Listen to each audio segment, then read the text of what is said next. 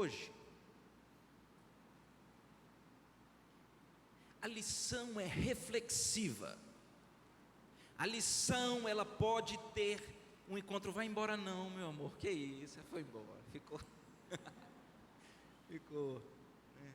tá certo. A lição é reflexiva. Eu acredito que ela pode encontrar os corações aqui das maneiras mais diversas possíveis, porque a proposta do nosso capítulo de hoje é examinar os propósitos do nosso coração lá dentro de casa. Nós já falamos sobre isso quando nós fizemos as introduções, quando nós tratamos sobre a temática do livro, que é pastorear o coração da criança. Nós vimos que nos nossos relacionamentos nós podemos muitas das vezes procurar as coisas certas pelos motivos errados. E quando o capítulo de hoje pergunta, ou ele então nos encoraja a examinar os propósitos do nosso coração, na relação conjugal, na relação com os filhos, é para que cada um faça uma reflexão. Por isso que eu acho que essa lição, ela pode encontrar os corações de cada um de uma maneira diferente. Há um versículo no livro de Colossenses, no capítulo 2, no verso 8, que é uma grande exortação, que ela me chama a atenção. O texto diz mais ou menos assim: cuidado, que não venham a vos enredar com a sua filosofia, com as suas vãs sutilezas, conforme a tradição dos homens, conforme os rudimentos desse mundo, e não segundo Cristo. Cuidado. Em outras palavras, cuidado que você não tenha o seu coração laçado pelos novos ensinos da sociedade onde vivemos. Cuidado que você não seja enganado pela nova psicologia da moda, pela nova tradição dos nossos tempos, e não segundo Cristo.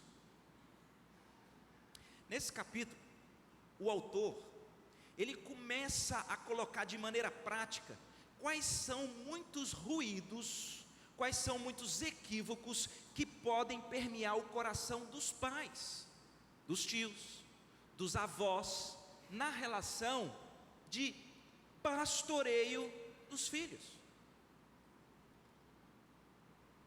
O que é que lhe enche o coração no que diz respeito à caminhada das crianças que são influenciadas por você? O que é que lhe enche o coração? Talvez se eu perguntasse aqui, quem aqui deseja que os seus filhos, que os nossos filhos, que os seus sobrinhos, que os seus netos, eles sejam bem-sucedidos e prósperos? Quem deseja? Fica sentado. Eu vou sentar também. Todos desejamos. O problema é qual é o conceito. O que é na sua ótica alguém bem-sucedida? O que é na sua ótica alguém próspero?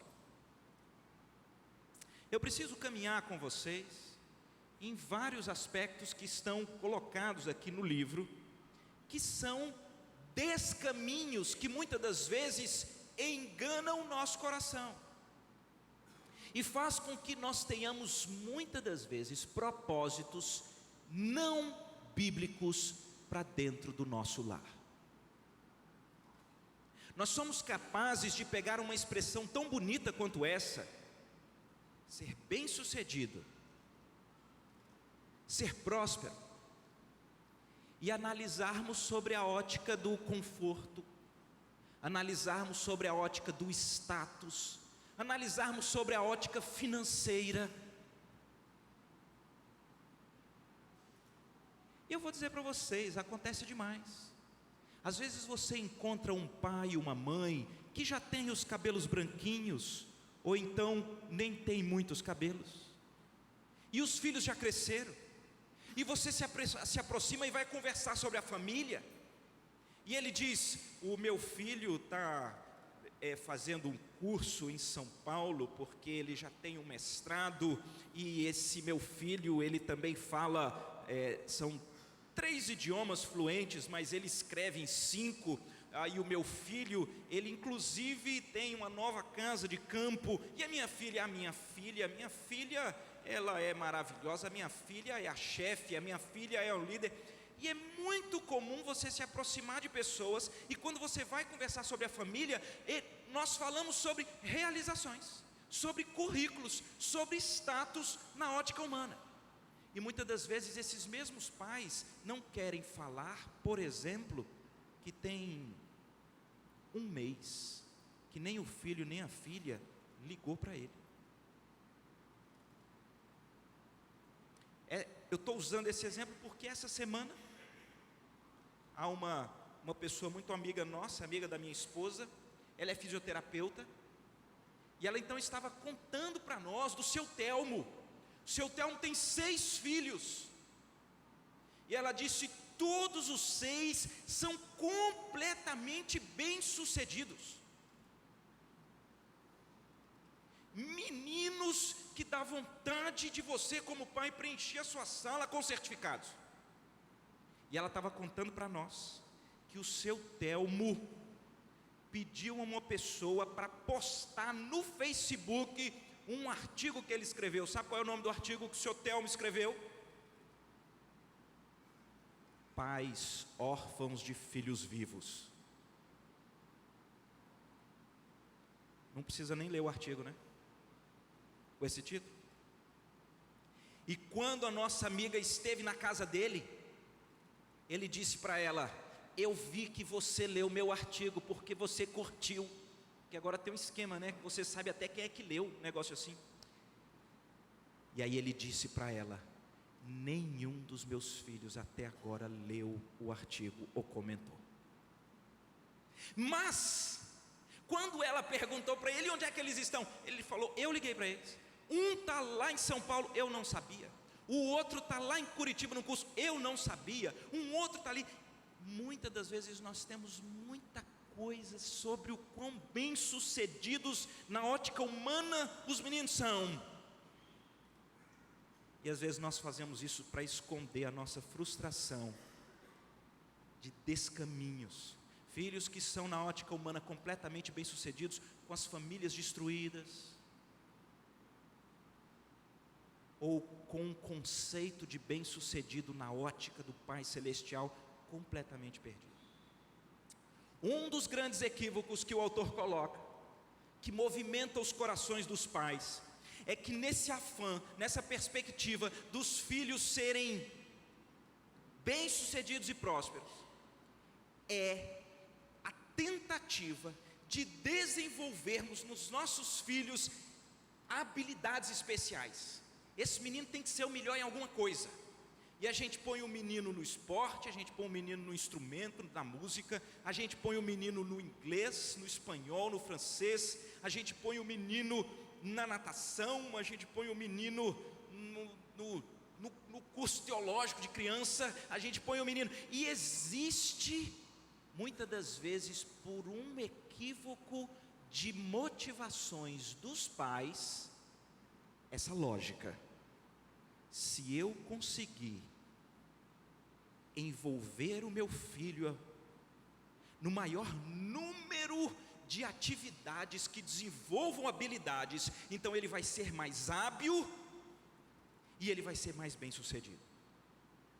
E existe uma crise de crianças, de juvenis, que eles não sabem mais brincar. Não sabem, e acham que os pais são responsáveis. Primeiro porque os meninos não têm chance de brincar, não tem jeito, porque eles são completamente bombardeados com ativismo. E tem também o aspecto tecnológico, né? Agora, eu gostei de uma reflexão que o autor faz. Você põe o seu menino no futebol, mas você não sabe quem é o treinador. Você não sabe que o treinador que está lá com o seu menino, é ele que está ensinando o seu menino que para ele desestabilizar emocionalmente o jogador do outro time, ele deve, quando ninguém está olhando, ele vai lá e chuta por trás. ou ele faz algum gesto obsceno, ou ele pega de um jeito esquisito, porque ele cria ódio no aniversário, e quando o aniversário estiver com ódio, então ele tem maior condição de, na habilidade, dar um melhor drible, desestabilizar o outro, e portanto ganhar. E está cheio de treinador que ensina isso para os filhos, mas afinal de contas ele está lá. Natação, balé.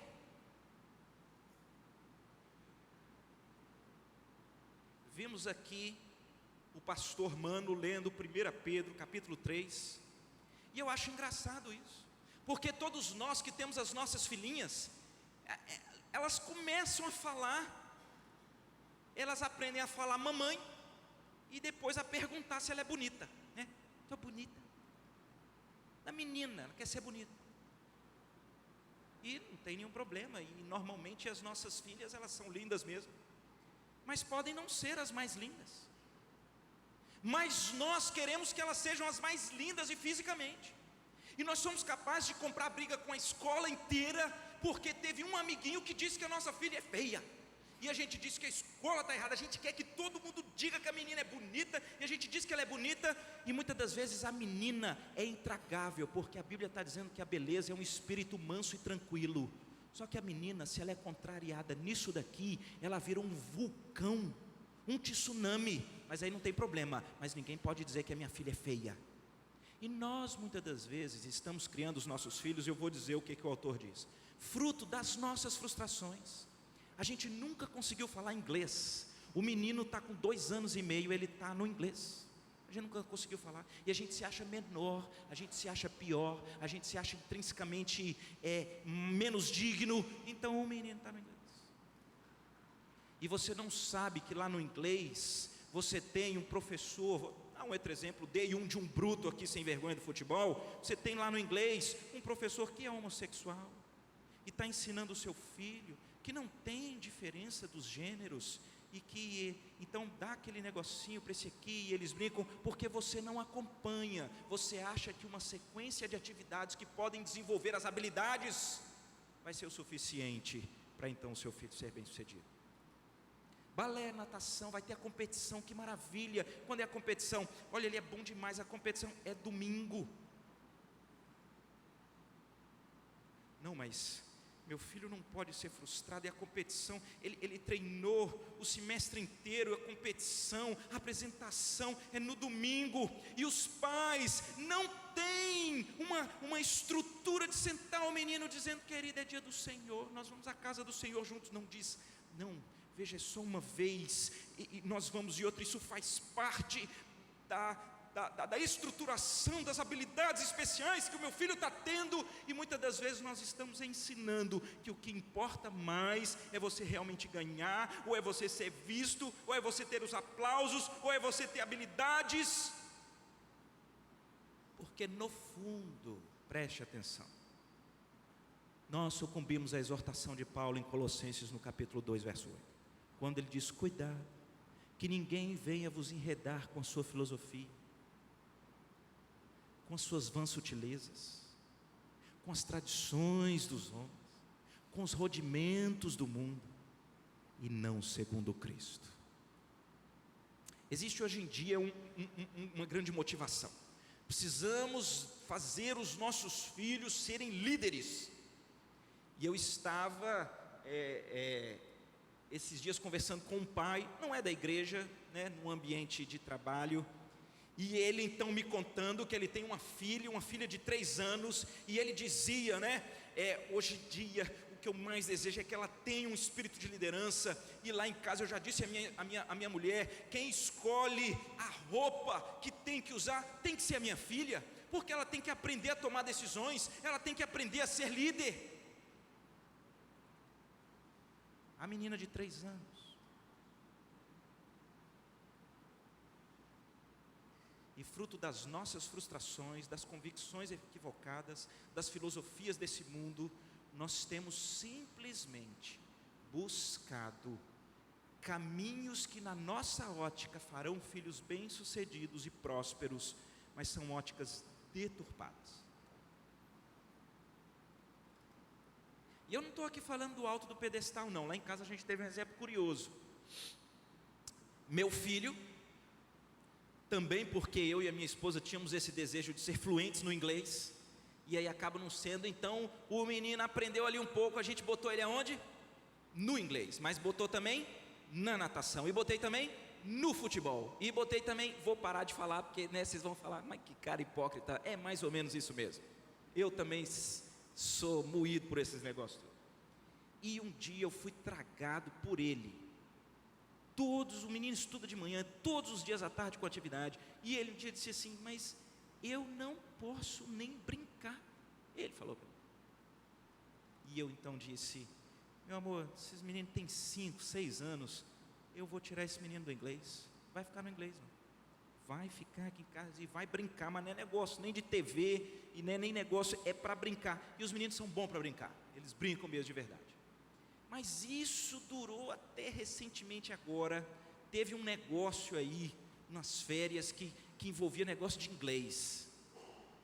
Meu filho foi e ele voltou dizendo, e aí filho, você entendeu alguma coisa? Não entendi nada, pai. Mas o pior não foi isso, o pior foi ver o filho do amigo que estava entendendo. Eu falei, eu vou voltar meu menino para o inglês, porque até tirar para ele brincar eu consegui, mas ver o menino do outro entender, não, aí eu não tive estrutura. É assim, queridos, nós funcionamos assim, somos capazes de, por motivações erradas. Uma outra motivação equivocada que o autor coloca, é toda essa preocupação psicológica que nós temos com a autoestima, não é? Hoje em dia há um crescente muito grande das terapias para crianças. O meu filho na escola, ele às vezes é deixado um pouco de lado, não dão tanta atenção, vou pôr o menino na terapia. O meu filho parece que teve ali alguma dificuldade, eu vou pôr, e pomos na terapia para que eles sejam tratados na sua autoestima. É isso mesmo. Olha você, gostar de você, você tem que se entender. E eu vou dizer uma coisa para vocês, muitas das coisas que são motivações, que não são bíblicas, elas dão certo. É igual o técnico do futebol lá, que ensina os meninos a chamar palavrão, pôr a mão aqui e ali, a dar chute por trás, dá certo, desestabiliza o outro time e é capaz de você ganhar. Dá certo, não estou dizendo que não dá certo, muitas das vezes é na vaidade, é nessas estruturas que dá certo, mas essa questão psicológica, onde nós estamos ensinando os nossos filhos mais e mais a terem autoestima e serem supervalorizados, e nós como pais, com medo dos meninos melindrarem, a gente não pode chamar atenção, a gente não pode ensinar, nós vamos criando sim, crianças que têm um alicerce onde elas estão em pé, e o alicerce é o ego delas, o alicerce é a estima delas, porque não vejo um pai colocando o filho numa terapia para aprender a estimar os outros, sendo que esse é o conceito bíblico. Nos ressentimos de crianças que aprendam a estimar os outros, não, sempre pensa nisso para tratar da autoestima, e ele chama a atenção desse perigo de nós, com o afã de resolvermos as questões psicológicas dos filhos, nós muito mais alimentarmos o pecado do que a visão bíblica. Como é que você trata seu filho na escola? Toda escola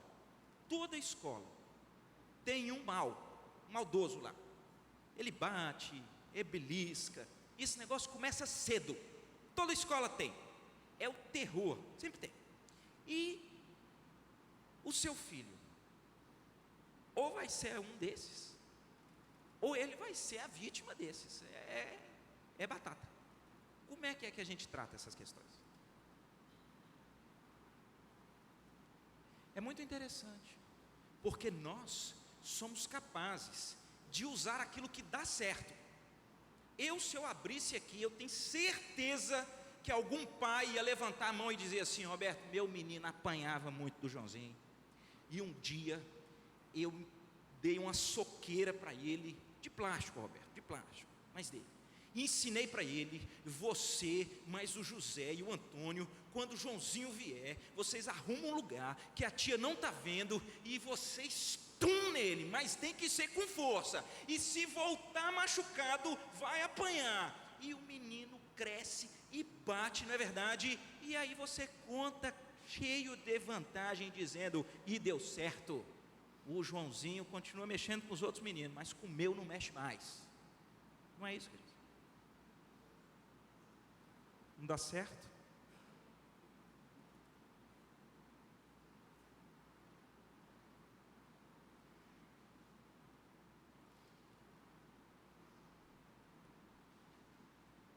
O que a gente faz com um padrão bíblico que diz: orai pelos que vos perseguem?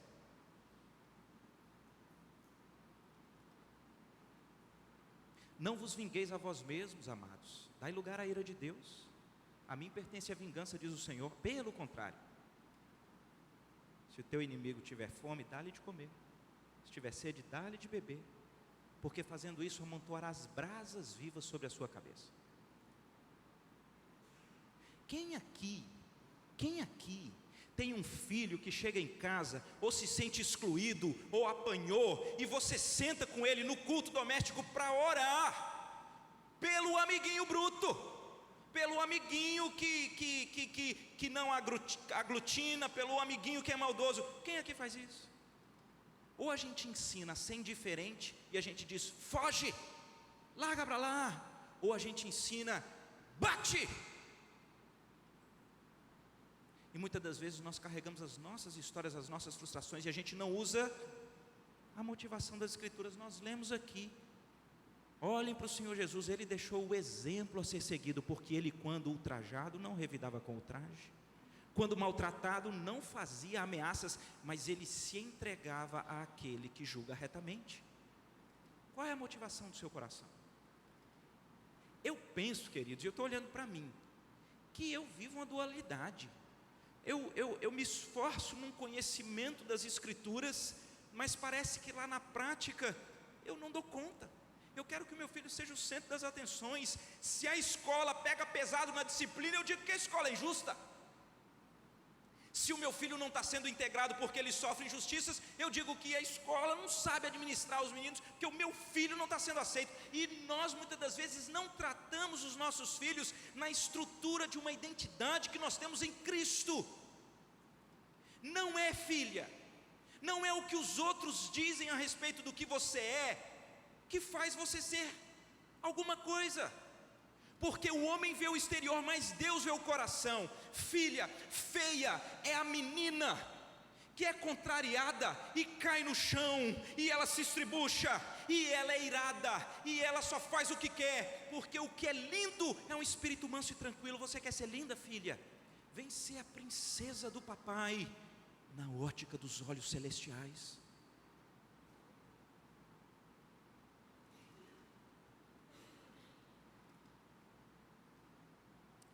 Agora, ele entra aqui, numa seara aqui, pegou pesado comigo. Pegou pesado, porque você vai ler e fala: rapaz, eu não sabia que eu poderia ter motivos equivocados com coisas tão nobres. Ele fala de filhos, ou de pais, crentes, sabem que é a conversão que muda 180 graus a estrutura eterna de qualquer pessoa. E muitas das vezes nós temos aqui pais e pessoas que tiveram uma história de conversão muito forte. Eles estavam realmente na perdição, no tremedal de lama, e a salvação foi um negócio fantástico. Mas ele chama atenção para pais que eles estão na expectativa de que de alguma forma o menino, a menina diga que se converteu. É mais ou menos assim: vai ter escola bíblica de férias, meu Deus do céu, vou mandar esse menino para lá. E você manda, e você não acompanha, não sabe o que é estudado, não sabe, mas você fica: tomara que eles façam a oração do pecador, e que eles consigam que esse menino levante a mão, porque esse menino, se ele repetir com a tia, repete comigo: papai do céu, me perdoa, pelos meus pecados, entrego a minha vida ao Senhor Jesus, para ir morar no céu, para ir morar no céu. Em nome de Jesus, em nome de Jesus. Amém, amém. Quem fez essa oração, os meninos levantam a mão e o pai fala: resolveu, está salvo. O menino está salvo. E o pai acha agora que ele não tem a mesma caminhada de pastoreio do coração, porque ele diz: está salvo. Só que eu vou dizer uma coisa para vocês, e isso é muito preocupante no nosso ambiente eclesiástico. São pais, são tios, são avós, que eles é que querem convencer os filhos que os filhos são crentes. Já viu isso? Não tem fruto nenhum, menino nada, e ele fala assim: menino, tem que, vai ler a Bíblia, menino. Eu não quero, mas você é crente, menino, tem que ler. Menino, vamos à igreja. Eu não quero, mas vamos à igreja, você é crente. Menino, fica em pé, vamos louvar o Senhor, a turma está olhando, vamos aí. Eu não quero, mas levanta, você é crente. E muitas das vezes nós argumentamos com os nossos filhos nessa perspectiva: você é crente, você é crente, você é crente, como se isso tivesse tirado as nossas responsabilidades, como se fosse eu que definisse que alguém é crente. E esse é um dos graves equívocos que nós podemos fazer, e por isso que eu chamo a atenção, que é bem pesado, porque a princípio é muito nobre, é a nossa oração para que os meninos sejam crentes, mas cuidado se você tem a expectativa de apenas poder dizer para os outros que um dia seu filho levantou a mão, que um dia o seu filho foi à frente em algum lugar, porque momentos e eventos isolados no passado não mudam a história de ninguém. Sabe como é que você sabe se seu filho é crente? Você tem que olhar para ele hoje. Ele é crente? Ele não é perfeito. Ele atende à repreensão, à confrontação, à exortação. Ele tem temor a Deus? Nos escritos, nas cartas, nas suas falas, nos seus anseios, nos anelos do coração? Não caiam no erro de você querer, por argumento, dizer que o menino é crente, porque o que você vai fazer, eu vou dizer o que você vai fazer: você vai inflar as estatísticas do IBGE, porque o IBGE fez aí um grande trabalho estatístico e disse que nós temos uma quantidade enorme de evangélicos, mas o próprio IBGE disse que surgiu uma categoria que até antes não existia: é o evangélico não praticante. O que é que você é? Eu sou crente, mas eu não vou na igreja, não, só sou. Está cheio.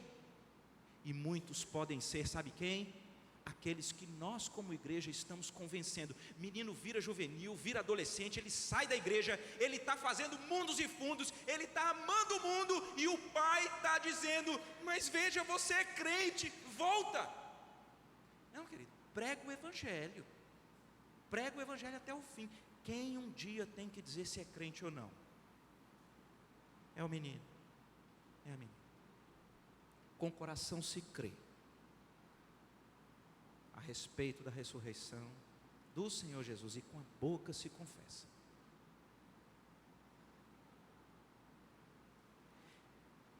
Bom comportamento é outra motivação perigosa.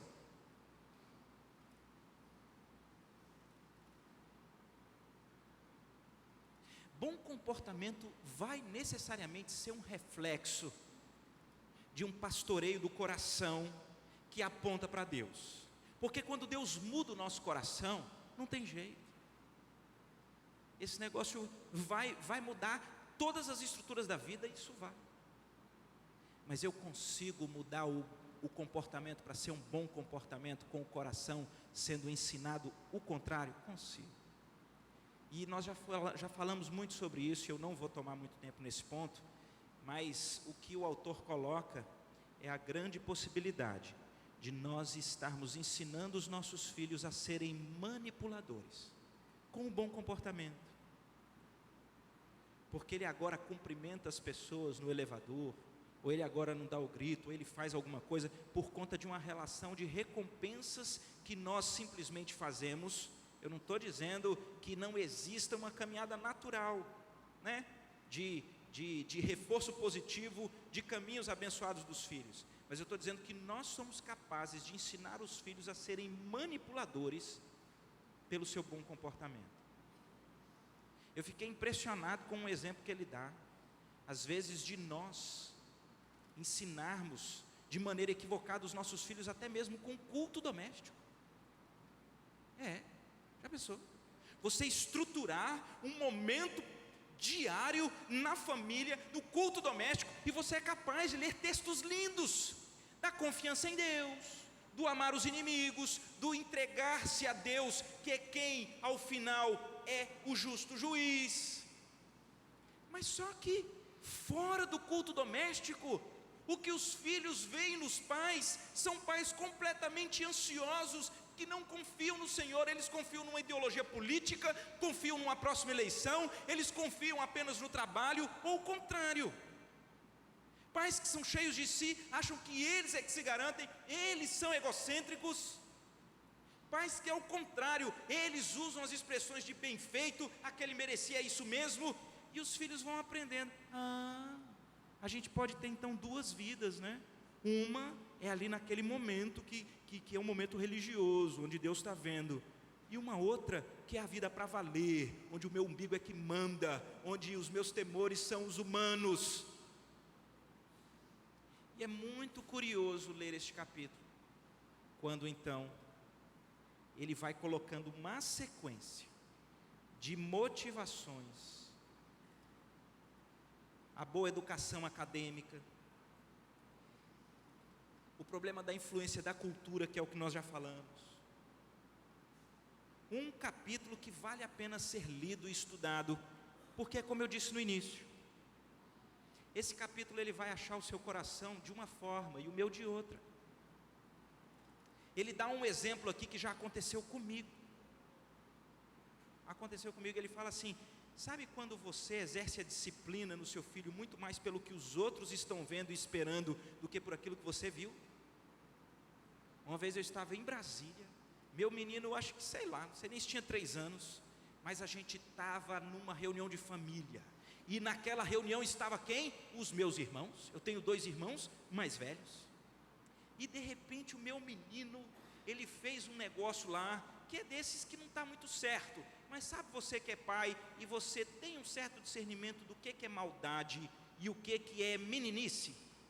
Sabe quando você consegue ter? E houve um desses momentos em que eu percebi, foi uma grande meninice, infantilidade, não maldade, mas eu me lembro que a leitura dos meus irmãos foi de maldade,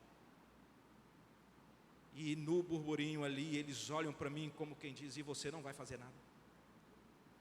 E eu, por conta ali deles, eu falei: agora a surra vai pegar. E levo o menino para um outro lugar, mas para um outro lugar com a porta entreaberta, que dava para o meu irmão ver. E de lá eu dei uma palmada no menino, mas na verdade eu estava me aparecendo para o meu irmão.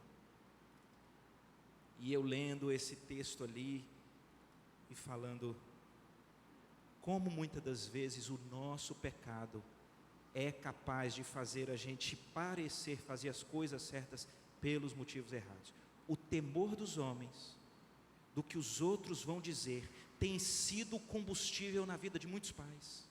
Eles inclusive ensinam os filhos nessa perspectiva, mas o que os outros vão dizer, o que os outros vão falar de mim, e não é a perspectiva do que Deus está vendo, o que Deus está enxergando no seu coração. Deixa eu encerrar fazendo as cenas do próximo capítulo. Eu não quero apenas aqui tratar das motivações equivocadas, eu quero dar um lampejo daquilo que são as motivações corretas. Nós temos como um dos símbolos de fé da nossa igreja presbiteriana do Brasil, o breve catecismo de Westminster. É muito interessante porque o breve catecismo foi escrito para os pais estudarem com os filhos em casa. Sabiam disso? E muitas das vezes a gente vai ler as perguntas e nós pais não sabemos responder. Na verdade, muitos nem sabem o que significa breve catecismo. Mas eu deixo aí, vai procurar, breve catecismo de Westminster. Mas eu estou chamando a atenção porque a maioria que tem um pouco de experiência na igreja sabe qual é a primeira pergunta do breve catecismo de Westminster, não sabe? Qual é a primeira pergunta? Certo, eu vou dizer a primeira pergunta. e vocês vão saber a resposta. Tudo bem? Qual é o fim, o objetivo principal do ser humano? Qual é? É glorificar a Deus, é desfrutar de Deus, é gozar da presença de Deus para sempre. É isso. Esse negócio é muito etéreo.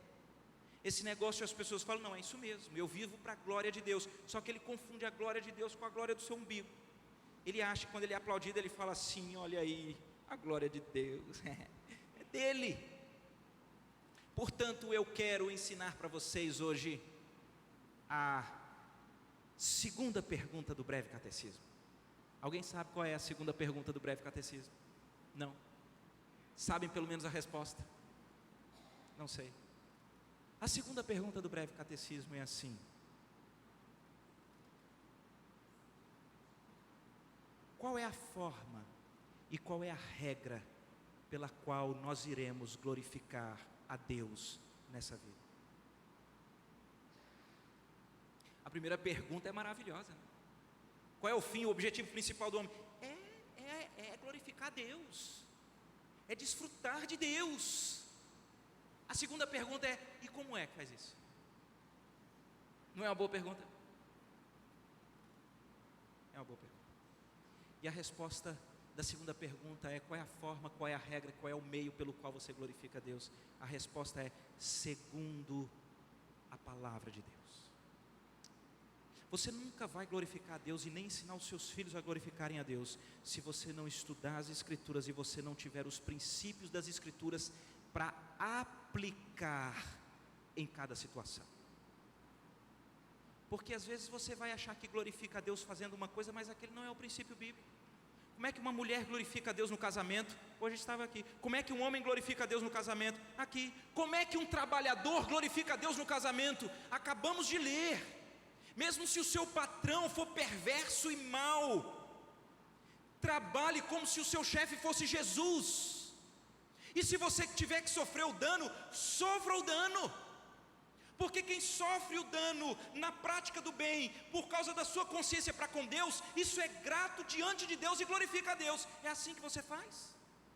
Você serve no seu trabalho quando o seu chefe é perverso, como quem serve ao Senhor Jesus. E você sofre o dano, é assim? Não, eu não sabia. Não sabia porque você não estuda a Bíblia.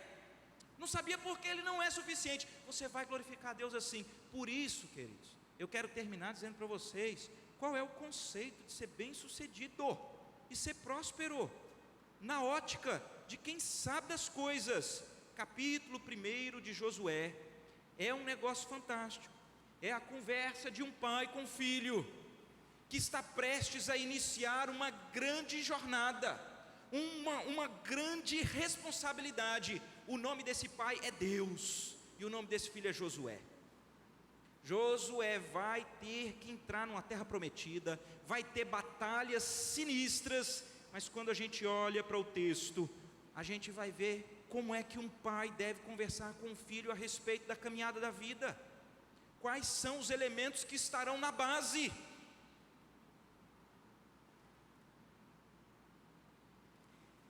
O Senhor chama Josué, diz que será com ele, assim como foi com Moisés, eu vou ser com você.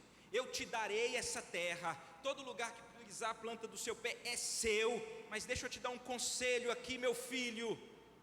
E o conselho a partir do verso 6 é: ser forte e corajoso, porque tu farás este povo herdar a terra que sob juramento eu prometi dar aos seus pais. Preste atenção nos conselhos práticos do Senhor para o seu filho Josué, a respeito de uma caminhada bem sucedida e próspera. Ele diz assim: então somente ser forte e muito corajoso, para teres o cuidado de fazer segundo toda a lei que o meu servo Moisés te ordenou. Dela não te desvies, nem para a direita nem para a esquerda, para que sejas bem sucedido por onde quer que andares. Não cesses de falar deste livro da lei, antes medita nele dia e noite, para que tenhas o cuidado de fazer segundo tudo quanto nele está escrito. Farás prosperar o teu caminho e serás bem sucedido. Não te mandei eu? Ser forte e corajoso, não temas nem te espantes, porque o Senhor teu Deus é contigo por onde quer que andares. Eu gosto dessa estrutura de aconselhamento, porque Deus chama o menino e diz assim: eu quero que você seja bem sucedido e que você seja próspero. Não é esse o binômio que a gente aqui disse que a gente quer para os nossos filhos? Mas deixa eu detalhar para vocês o que significa para Deus alguém próspero. Deixa eu detalhar aqui para vocês o que significa para Deus alguém bem sucedido. É alguém que é forte e corajoso. Sabe para quê? Para conhecer a palavra de Deus, para não se desviar da palavra de Deus nem para a direita nem para a esquerda, para não cessar de falar deste livro da lei por onde quer que andar, e para ter a nítida convicção de que quem dá as coisas, mesmo aquelas que a gente vai conquistar, é o Senhor, e para ter a nítida convicção de que quem está conosco todos os dias e não nos abandona é o Senhor. Esse é o próximo, esse é o bem-sucedido. Eu vou falar de novo. Quando Deus conversa com Josué e ele diz ser forte e corajoso, para você desempenhar bem na espada, para você matar e acontecer, para você ser forte, estrategista, o que você falaria se o seu filho estivesse prestes a ser o comandante numa guerra? Meu filho, cuidado com a estratégia, pense bem, defina as estratégias, olha, você vai ter grandes embates, olha, veja com quem vai estar do seu lado, olha, faz isso, faz aquilo. Muitos conselhos que seriam bons. O conselho de Deus é: você quer ser bem sucedido, Josué? Você quer ser próspero? Tenha o cuidado de caminhar segundo toda a palavra de Deus. Não desvia não, Josué, nem para a direita nem para a esquerda. Medita nela de dia e de noite, Josué. Não cesses de falar do livro da lei. Eu quero fazer uma pergunta. Você que tem os sonhos profissionais bem-sucedidos e prósperos para os seus filhos, você já ensinou seu filho a evangelizar? Você já perguntou para o seu filho na sala dele quantas pessoas estudam lá e não conhecem a Deus? E você já perguntou se ele já apresentou o Deus que é quem está conosco todos os dias na sala de aula? Ou você só pergunta se a nota dele foi boa, se não, e você estuda e faz os deveres de casa?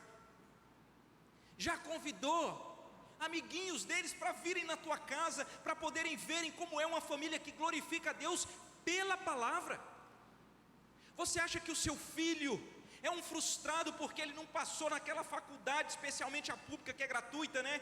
E agora você tem que pagar e acha que o curso não é bem sucedido? Mas o menino é crente, o menino ora, o menino conhece a palavra, o menino prega a palavra, mas isso para você não é ser bem sucedido? É isso? Então é bem provável que quem já foi enredado pelas filosofias, vãs sutilezas, tradições e rudimentos do mundo foi você.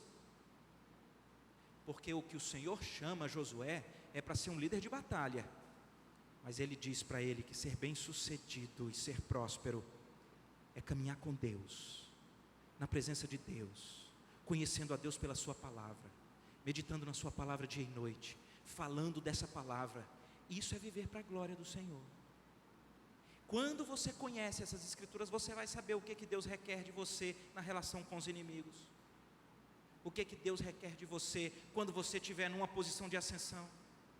Qual é o pai aqui que ensina para um filho que se ele quiser ser o primeiro, seja o primeiro a servir? Porque se você não ensina, Jesus ensina, querido. Qual é o pai que ele ensina na caminhada da vida o que é caminhar humildemente com seu Deus? Porque esse padrão é a única forma pela qual a gente glorifica a Deus nessa vida, é pela sua palavra. Então nessas cenas dos próximos capítulos, eu deixo 2 deveres de casa. O primeiro é que você reflita se no seu relacionamento em casa, se são motivações equivocadas que têm lhe impulsionado a agir com seus filhos ou seus cônjuges. É conseguir controlar? É isso? É o status? São habilidades? É ensinar a manipulação? É o se dar bem nessa vida? Quais são as motivações? Quais são as frustrações que você carrega de berço e você não quer que os seus filhos tenham, e portanto você ensina motivações antibíblicas na expectativa de que dê certo, e muitas parece que dão certo. Quais são suas motivações? Reflita sobre isso. E a segunda reflexão, dever de casa é: como é que na minha vida prática eu posso ter uma caminhada com os meus filhos, com o meu cônjuge, de uma vida que glorifica a Deus? Como é? Quais são os dilemas atuais que nós estamos enfrentando e que talvez eu esteja pastoreando do modo equivocado, e eu posso trabalhar para que eles tenham tanta estabilidade na identidade em Cristo, que eles possam viver para glorificar a Deus, mesmo sofrendo dano? Qual é a situação que eu posso pastorear os meus filhos nesse sentido? E que Deus nos permita ter ambas as reflexões, uma para pedir perdão e a outra para pedir a Deus sabedoria para implementar. Vamos orar? Senhor, mais uma vez, Pai, nós estamos caminhando aqui na perspectiva do pastoreio do coração. Esse negócio é difícil demais, porque quando a gente acha que isso diz respeito aos filhos, parece que a flecha inverte e diz respeito muitas das vezes ao nosso coração. Quantas vezes nós é que estamos equivocados? Quantas vezes nós é que achamos que os nossos filhos serão bem-sucedidos e prósperos com o conceito do mundo e não com o conceito do Senhor? Quantas vezes negligenciamos o tratamento das questões práticas da vida à luz das Escrituras? E ao contrário, queremos seguir aquilo que alguém disse que deu certo, aquilo que alguém falou que já valeu a pena, ou queremos fazer o novo esperneio lá na escola ou na igreja, porque não nos arraigamos na palavra de Deus, meditando nela dia e noite, falando dela aos filhos, incentivando os filhos a serem canais de bênção, até mesmo naqueles que não prestam, naqueles que não merecem, porque o Senhor Jesus fez isso, porque Ele demonstrou amor para conosco, morrendo por nós quando nós ainda éramos pecadores, e Ele nos deixou o exemplo a seguir. Mas parece que nós mesmos temos um coração que já não entende mais o privilégio que é sofrer o dano por motivo de consciência para com Deus. E se isso tem acontecido, dá-nos quebrantamento, arrependimento, muda as motivações do coração e ajuda-nos a viver para a Tua glória, mas não de maneira etérea, não de uma maneira leviana, não de quem apenas sabe responder a primeira pergunta do breve catecismo, mas simplesmente não sabe a segunda, que o único modo pelo qual nós iremos glorificar o Senhor nessa terra, é conhecendo a Ele pela Sua palavra, é meditando nessa palavra dia e noite, é encontrando quais são os contornos que Ele tem para nós em Cristo, para vivermos nessa terra, e é sermos tão fiéis a ponto de não nos desviarmos nem para a direita nem para a esquerda, tendo cuidado de fazer segundo tudo quanto nesta palavra está escrito. Leva-nos essa palavra por amor à Tua glória, e que o Senhor seja abençoador e gracioso lá dentro de casa, em nome de Jesus. Amém. Que o Senhor nos abençoe e nossa família.